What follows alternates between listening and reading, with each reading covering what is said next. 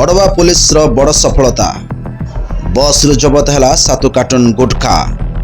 ଗଜପତି ଜିଲ୍ଲା ଅଡବା ଛକଠାରେ ଯାଞ୍ଚ ବେଳେ ଏକ କାମଧେନୁ ବସ୍ରୁ ବେଆଇନ ଭାବେ ପରିବହନ ହେଉଥିବା ଗୁଟ୍ଖାକୁ ଜବତ କରିଛି ଅଡବା ପୁଲିସ। ବସ୍ଟି ବ୍ରହ୍ମପୁରଠାରୁ ଉମରକୋଟ ଅଭିମୁଖେ ଯାଉଥିବା ବେଳେ ପୁଲିସ ଯାଞ୍ଚ କରିଥିଲା। ଯାଞ୍ଚ ସମୟରେ 7ଟି କାର୍ଟୁନ ବକ୍ସ ମିଳିଥିଲା। ପ୍ରତ୍ୟେକ କାର୍ଟୁନରେ 3ଟି ଲେଖାଏଁ ବ୍ୟାଗ୍ ଥିବାବେଳେ ପୁଲିସ ଅନୁସନ୍ଧାନରେ ହାତ ଦେଇ ସେଥିରେ ମାଲାମାଲ ଗୁଟ୍ଖା ପାଉଚ୍ ରହିଥିଲା।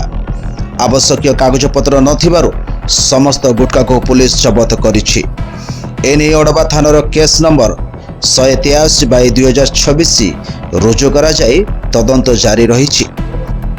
ମାଲିକ ଏବଂ ଏହାର ଗନ୍ତବ୍ୟସ୍ଥଳ ସମ୍ପର୍କରେ ପୁଲିସ ତଦନ୍ତ କରୁଛି।